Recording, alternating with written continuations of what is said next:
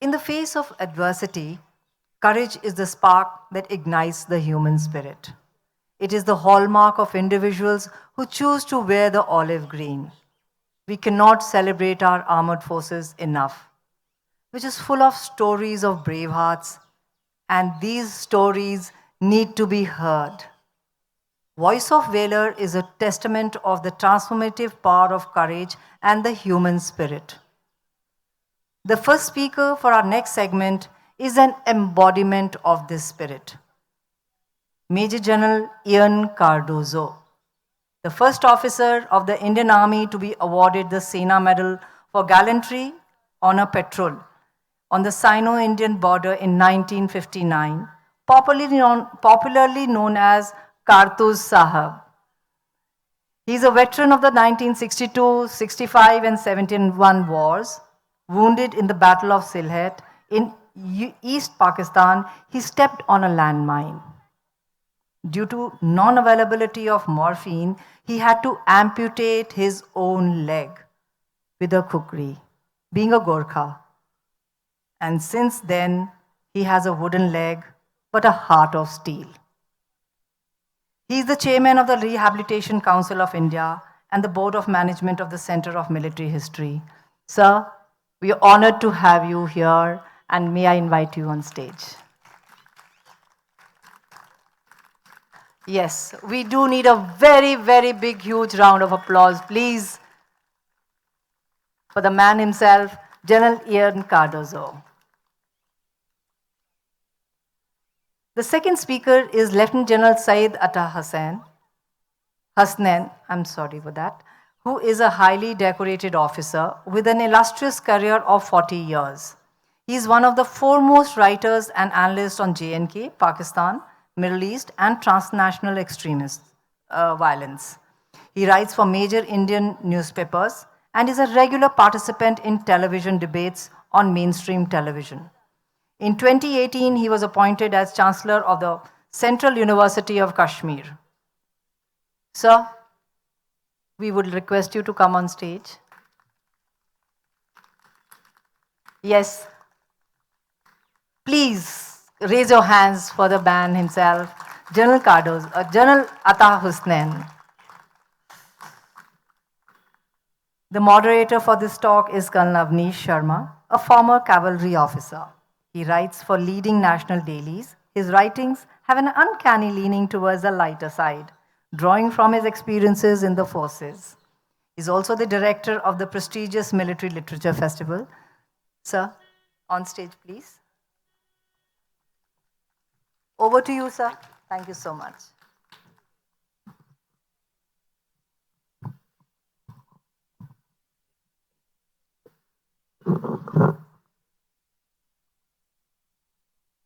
Good afternoon, ladies and gentlemen. Jai Hind. We have the pleasure of having amidst us two highly illustrious and inspirational military personalities. Not only did they excel in their 4 decades of life in uniform, they have evolved effectively as authors, writers, motivators, social workers, advisors, and educationists, thus contributing healthy towards the nation building. General Ian Cardozo, on my left, is an enigmatic military leader. His ability to surmount odds makes him a symbol of 3 J's, which is so important for any soldier and a leader. And these 3 J's are Josh, Jazba, or Junoon. On my right, General Syed HASNAIN. He's had an exceptional innings. His ability to innovatively resolve intricate issues brought about a marked shift in the psyche of security forces, civil administration, and the Kashmiri populace, thereby infusing an environment of peace, harmony, and bonhomie, which is so important to defeat anti-national elements. He is popularly called the People's General. Please give them a huge round of applause, ladies and gentlemen. We have a feast of stories. Stories of valor, grit, determination, and resolve. Statistically speaking, there is 100 years of military experience on stage as of now, 40, 40, and 20.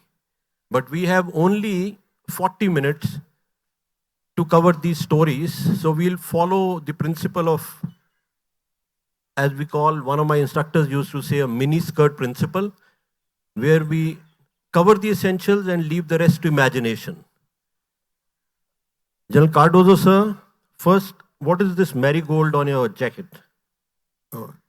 Firstly, ladies and gentlemen, thank you for being here today. This marigold, I wonder whether you know that every nation has a flower to commemorate the war dead. And the Commonwealth countries commemorate the war dead with the poppy. Now, India has fought 5 wars since independence. Should we not have our own flower? Why should we have a hand-me-down given to us by the British? We need to have our own flower. And which is that best flower? It's the marigold. Because the marigold is celebrated by all of us from birth to death, from womb to tomb. So, but I don't know why nobody is listening. Like was said early this morning, people are talking not to you, not with you, but at you. Nobody is listening. I leave it to all of you. Please help me in this campaign to make the marigold the flower for India's dead. Thank you so much. Sir, you started your career with a bang, as they say. A gold medal and a silver medal at the NDA, a feat which remains unparalleled till date. Thereafter, you have the experience. You are one of the most celebrated war veterans amongst us in the country.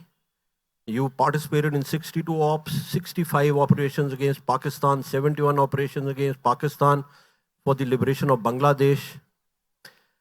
Please, can you retrace your journey from your NDA till the end of Battle of Sylhet, where this unfortunate incident happened with you, sir? Firstly, I will follow your principle of the miniskirt principle. There's so much to talk about. When I was in the NDA, I'm cutting out a lot of stuff. It's in my book, CARDOZO. But to come to what the question, my mother had taught me, do what is right, irrespective of the consequences. I tried to follow her advice. In my 5th term, I had to fight the boxing captain who was a killer. He was the Golden Gloves champion in Bangalore before he joined the academy. He won all his fights by knockouts, and I had to fight him in the finals at the NDA. My squadron commander didn't want me to fight because the same day was the hockey finals, and we were on the run for the squadron championship. But I said, sir, I can't walk away from this. It will be an act of cowardice. I've cut it short. The army chief, General Padmanabhan, met my eldest son, who followed me into the Gurkhas, at Dalhousie. And he came across him, he saw Cardozo on his chest. He said, Cardozo, sir. Are you related to General Cardozo? Sir. Who's it to you? My dad, sir. Did your dad tell you of the thrashing he got in the NDA? No, sir. Ask him.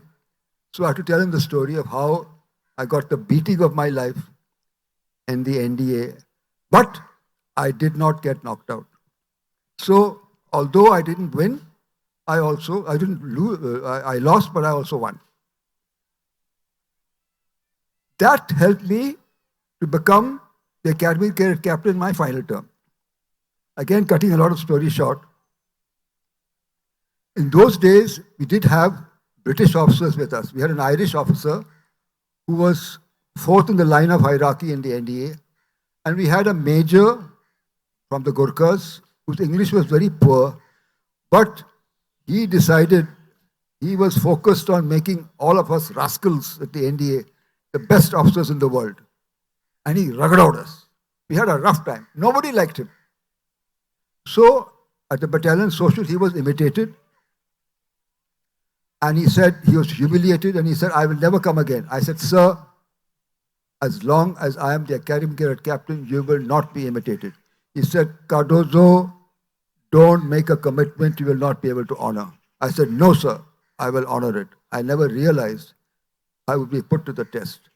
Because just before the passing out parade, that Irish colonel wanted to get his own back on this major.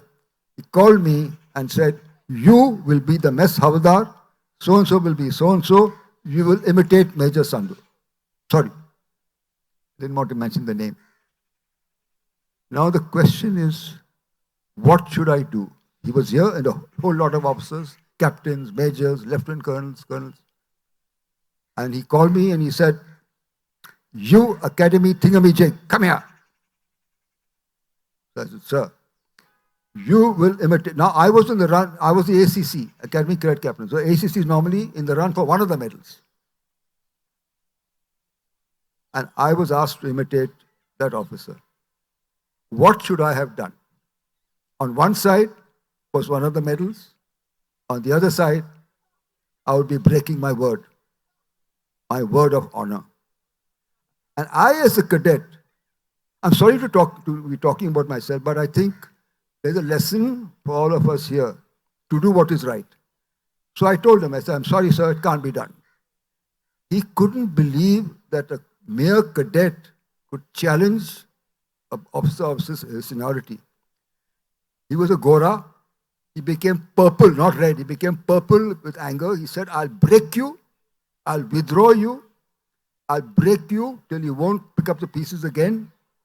Get out from me. So I ran away. 3-4 officers, this is insubordination. This is the first time an ACC will be punished. What's wrong with you? Come at 3 o'clock for the rehearsal. I never went. And at the final passing out parade, I was called out by the RSM and said, come here to the quarterdeck. And somebody else took charge of the parade. So I said, there goes my parade. There's my command of the parade. And another cadet was given 2 medals. I said, there goes my medals. But it worked. And I'm the first cadet to get both the gold and silver medal. And an order was passed subsequently, as he has said, no one will get more than 1 medal. I hope that answers your question. Thank you, sir. That's a great feat, sir. Now we go to 71, sir, when your battalion went to East Pakistan and you were doing staff course at Wellington. And the story thereafter, sir. My battalion, the 4th Battalion, the 5th Gurkha Rifles Frontier Force, was commanded by Lieutenant Colonel Arun Harolikar, outstanding officer, Mahavir Chakra. In the 13-day war, my battalion fought 3 battles. In the first battle, I was not there, I was still in staff college. In the first battle, there was no artillery support. The CO decided to use the Gurkha weapon. You know what the Gurkha weapon is? It's the kukri. It's a knife, curved knife, which goes shape of the neck. We cut about 30 Pakistani heads that night. And those who ran away conveyed to the others, don't mess with the Gurkhas, you're likely to lose your head. Then we fought another battle at Ghazipur. The CO said, sir, give me a chance. He said, no, go. Now in war, you can protest up to a point. After that, orders are orders. We went in for Ghazipur. We lost the second in command. In the first battle, we lost 2 officers and 1 JCO and 3 ORs. In the second battle, we lost 2 IC, 1 more officer.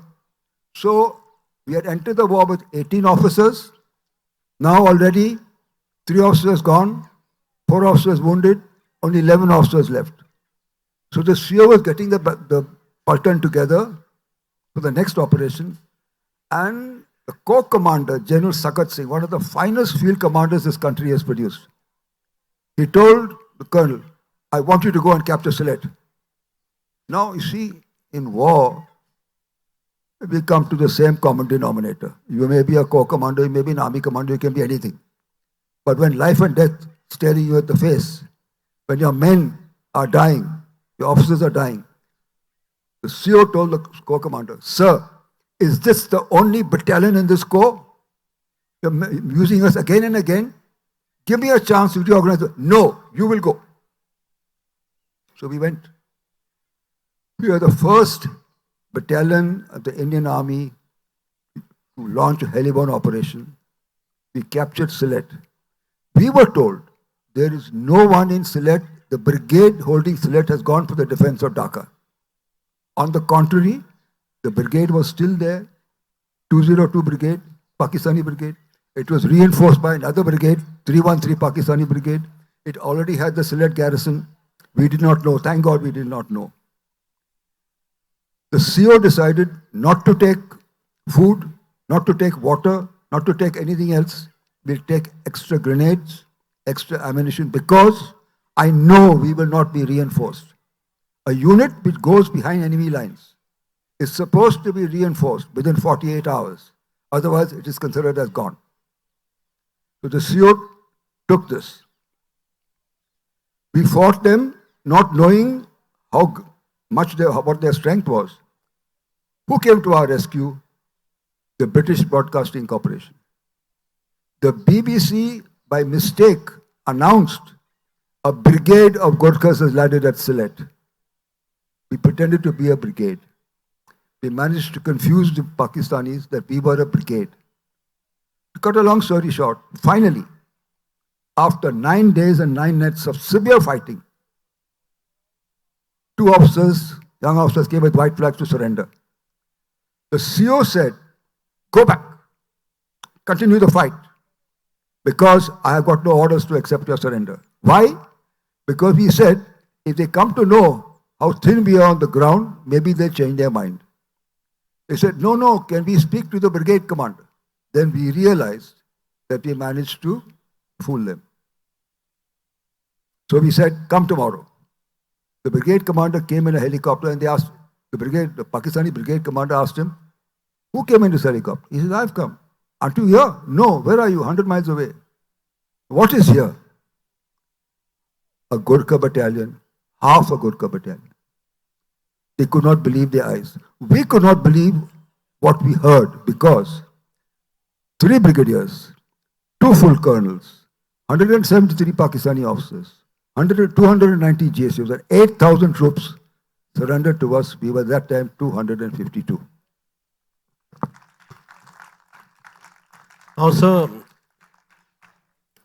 can you narrate briefly the incident? That's a painful incident, but I think over and over again, it was, now it must have become a way of life, sir.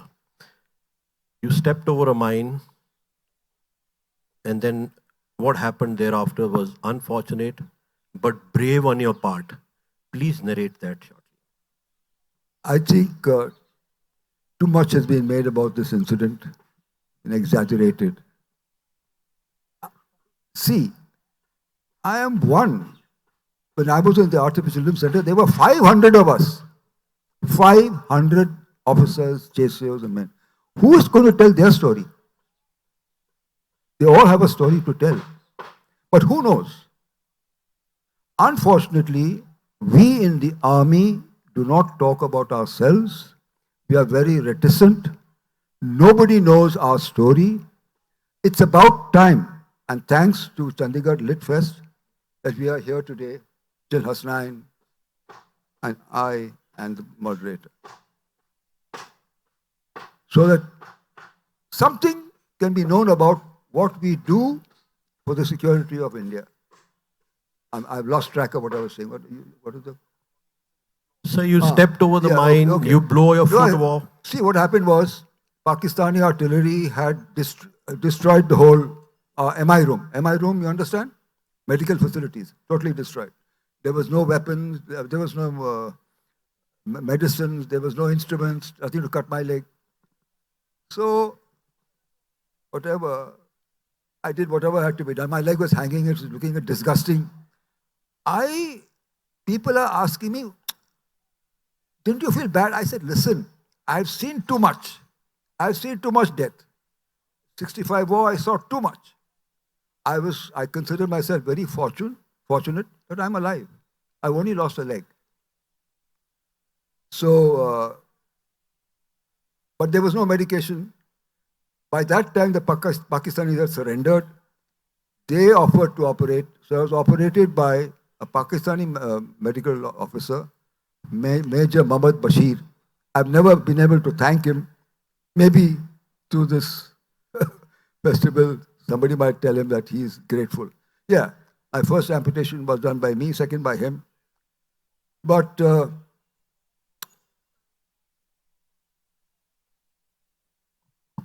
I'll complete it for you, sir.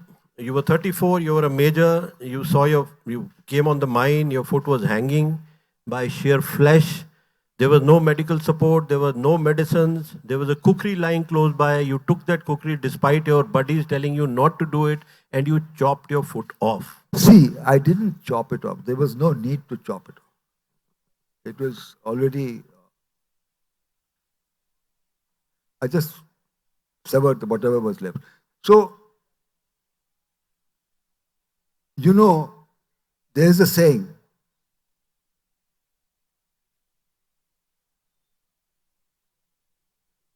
I've forgotten.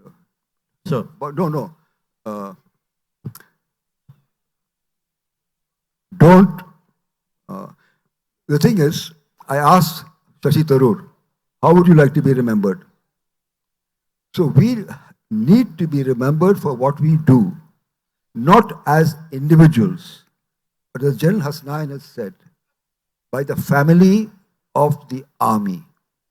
We need to remember what the army does for the country, always putting country first.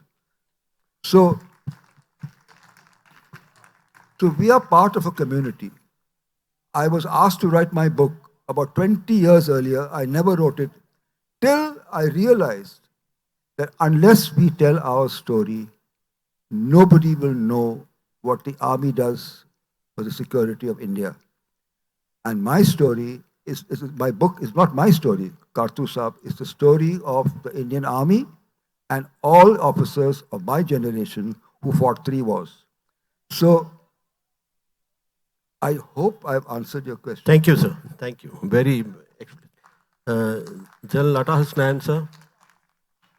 You belong to an illustrious Muslim family. Your father was the first Muslim general to command an Indian division. But there was a very tough situation, or tough choice that he had to make during partition, sir. Can we have that story, sir? Thank you. First of all, Jai Hind to everyone. This wonderful audience from Chandigarh. Coming back to Chandigarh anytime is a great pleasure, always. I've been here very many times at various literary festivals. And this story has been told here many times too. So let me just recount it very, very briefly. 1947, my father was the adjutant of 1st Battalion of the Garhwal Rifles. You know, the Garhwalis are a pure Hindu regiment. The entire class composition is Hindu. My father was the only Muslim in the unit. And partition came. The unit was in Peshawar. And we were coming, the battalion was coming from Peshawar to Saharanpur, just around August, the middle of August.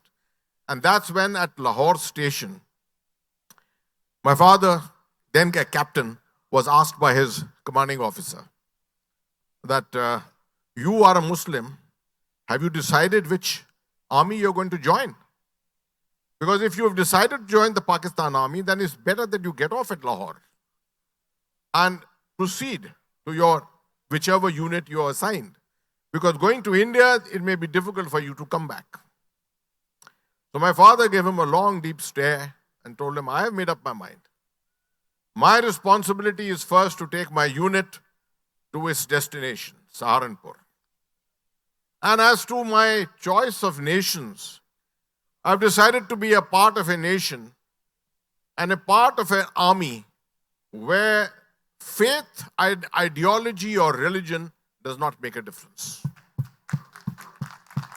You'll be happy to know that as his commanding officer gave him a pat on the back and told him to continue with his job, the unit brought back thousands of refugees in the train. Many of them hidden under the bunks of various soldiers. There were crowds baying for the blood of various people all along. And it's unfortunate that my mother's family had already gone to Pakistan. And my father had to wait for a year and a half because he was then engaged to my mother, not married. He had to wait for a year and a half to finally go back to Pakistan, even while the war was going on between India and Pakistan, marry my mother and bring her back thereafter. And to facilitate that was one of the most famous Sikh generals of the Indian Army, General Tara Singh Bal, who was the GOC of the Delhi area, and who facilitated this whole thing and actually purchased the tickets and everything for my father to go to Peshawar, marry my mother, and bring her back. So this is the kind of DNA the general is made of. And he had a serious knee injury when he was a youngster. He fought over it. He excelled and rose up to become a general. And a general, the most defining moment of his career was when he took over the sensitive Srinagar Corps in the height of militancy. Now, for those of us who don't know what is the situation in Kashmir, it is not only anti-militancy operations.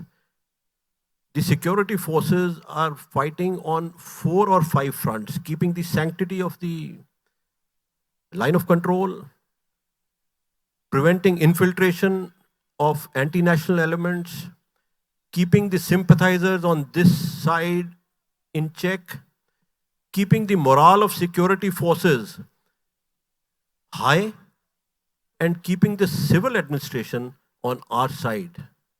And the general did all this with aplomb. So can we have a little rundown on your tenure, that sensitive and defining eventful tenure as GOC of Srinagar-based 15 Corps? Thank you for that question, and I'm sure this audience would appreciate the fact most of you have a military orientation. That for us, one of the greatest things in the army and the military can ever be that you go to an organization where you are in command of troops which are right at the forefront, involved in an everyday operations. 15 Corps, which is the Chinar Corps in Srinagar, is such a corps, the most challenging corps of the Indian Army. A huge number of troops, looks after the line of control completely, and it's not just the front line or the boundary or the border. The whole problem is internal too. A huge amount of stone throwing, a tremendous amount of anti-terrorist operations which have to be conducted. I always tell people today, you have relative peace in Kashmir.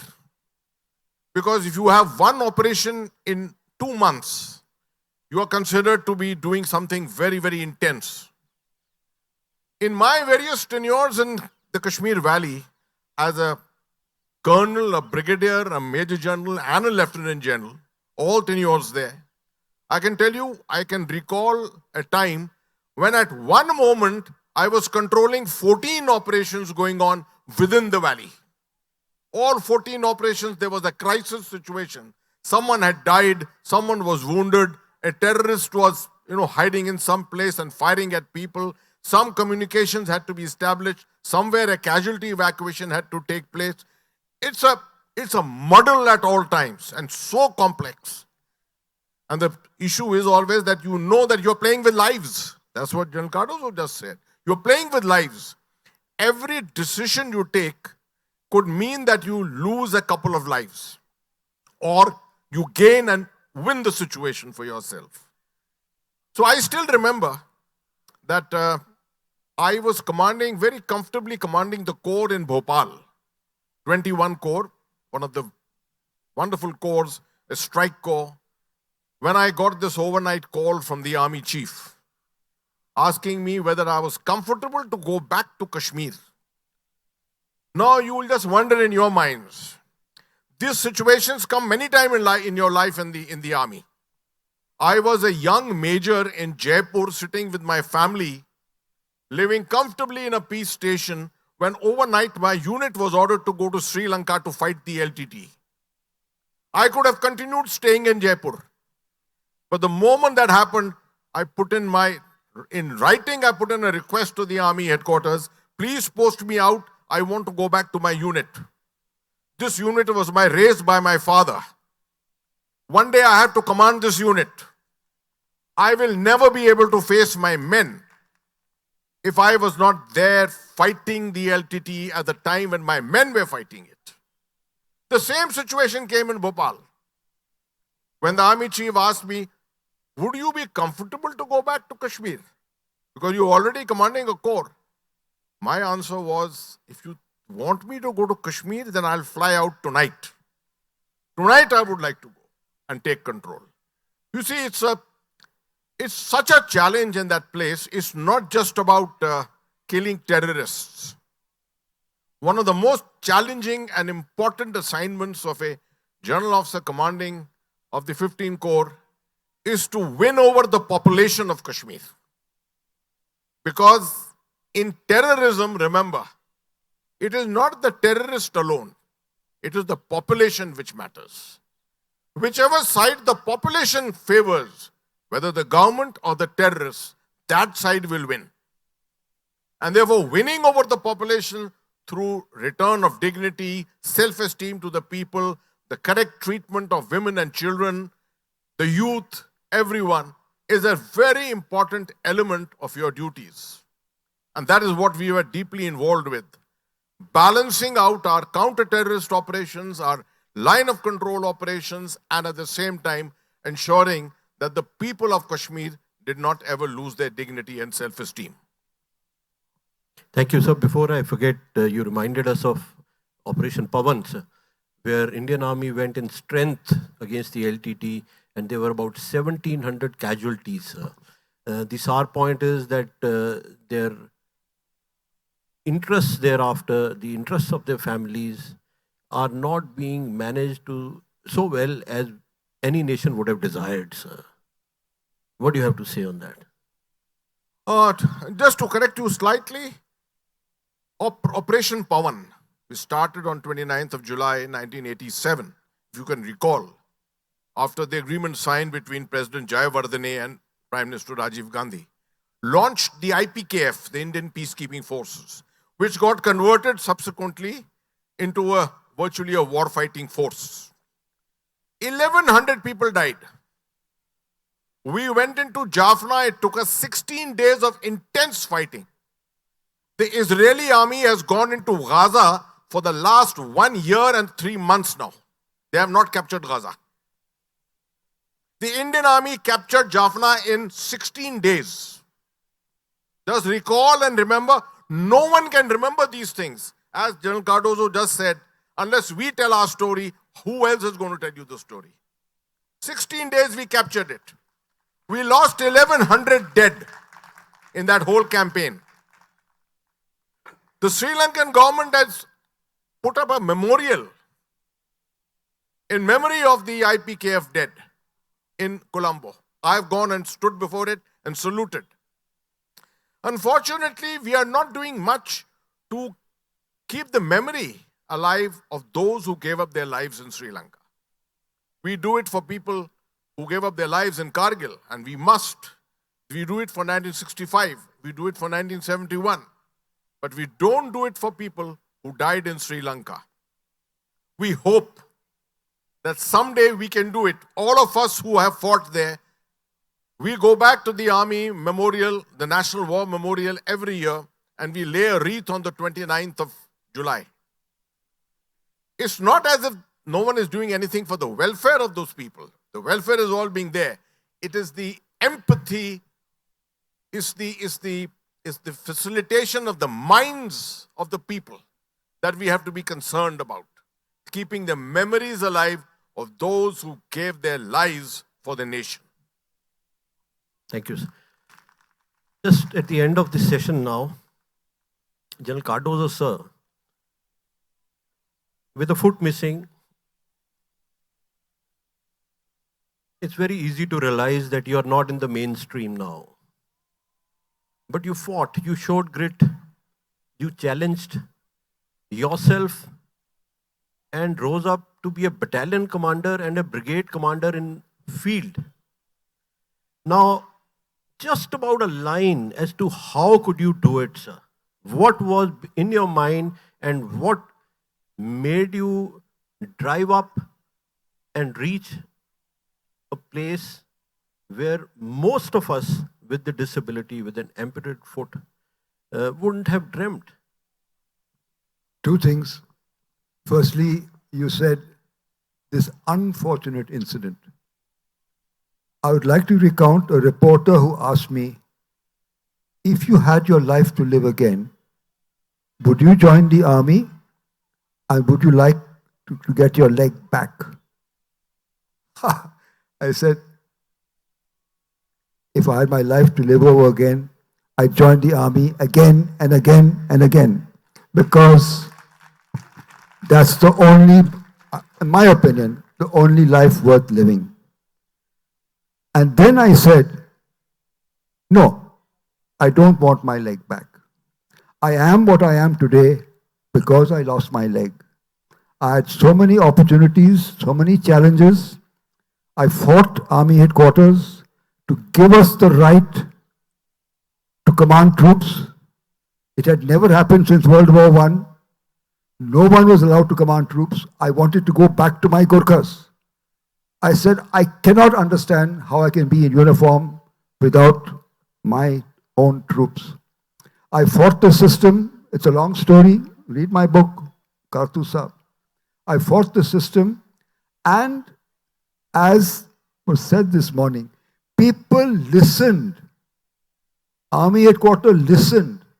They looked at what I said. They gave me a battalion. How? I climbed a hill, and the vice chief came in a helicopter. He said, how have you come here? I said, sir, I climbed. You can climb? I said, sir, what I cannot do or can do is in the minds of my senior officers. Give us the opportunities to prove ourselves. And that is how promotion today has been opened up to the all battle casualties, right up to Army Chief. Sir. You know, General Cardozo is speaking about himself. It's more important that I speak about him. Right? I can tell you this. As the next military secretary of the army, the military secretary is the person who decides the careers of officers. The policy, I can tell you, on opening up of command to people who were amputees, actually the reason, the logic of doing it goes back to his action. Because he proved it, that a person who had an amputated leg could command a unit and could be with his troops as equals in field. Your stump was bleeding, that you told me, I remember, sir. You told me that your stump was bleeding after that march up that mountain. And the vice chief came and saw it.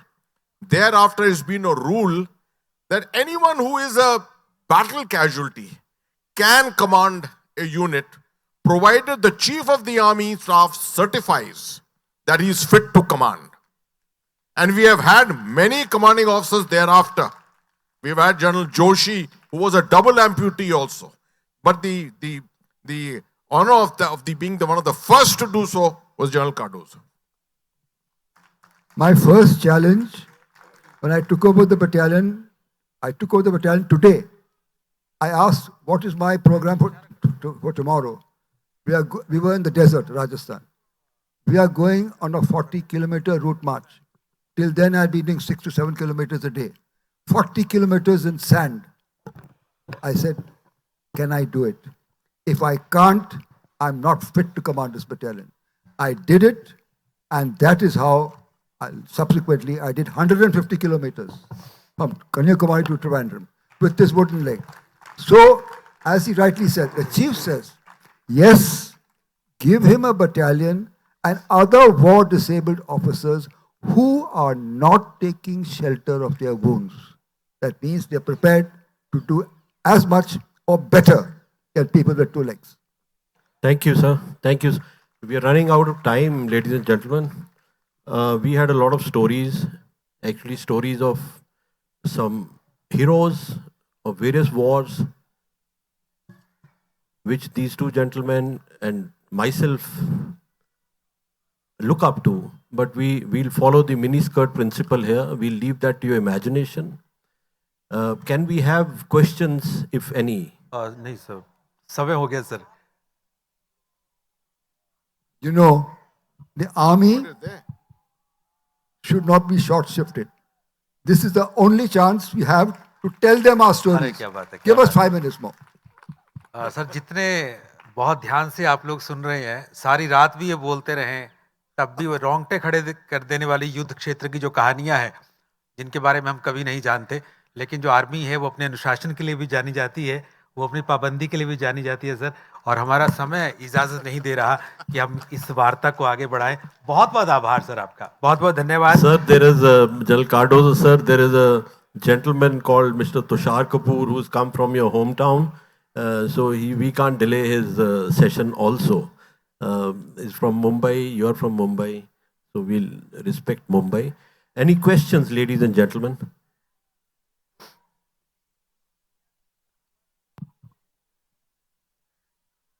Yeah. A very good afternoon, sir. Sir, my name is Trisha Nag. First of all, I'd like to thank you for this session.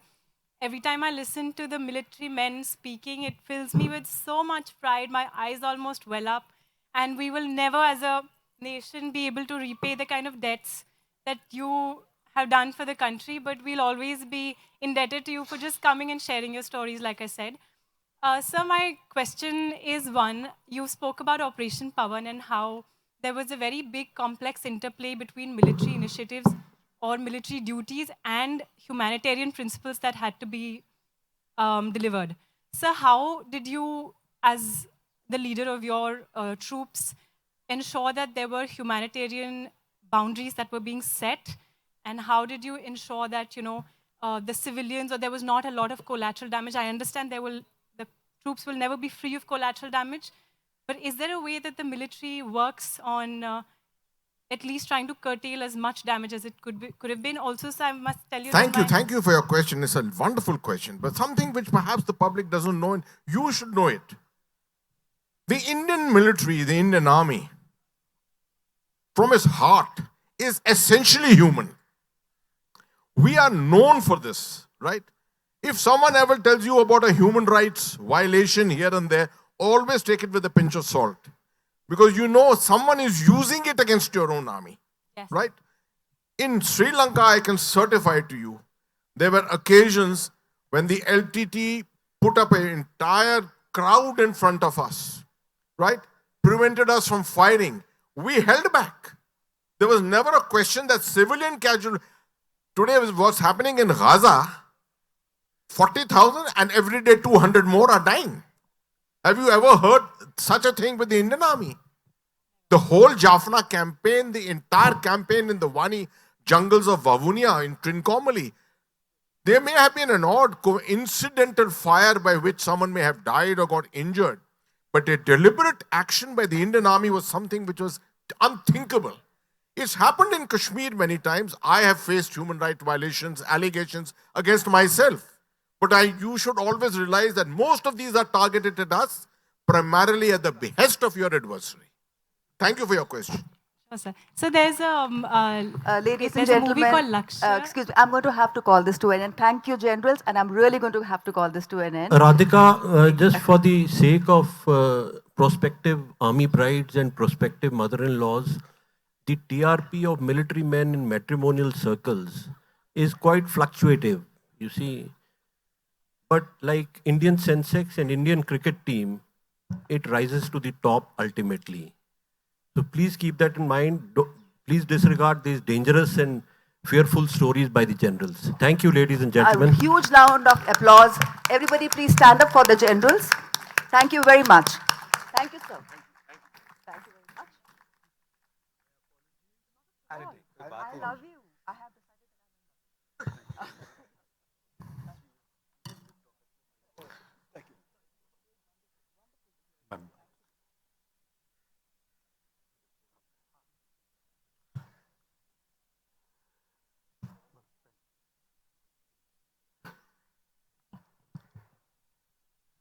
सचमुच एक युद्ध क्षेत्र की कहानी आंखों के सामने साकार करते हुए बहुत बहुत आभार सर आपका। जितना ध्यान इस सेशन को लोगों ने सुना है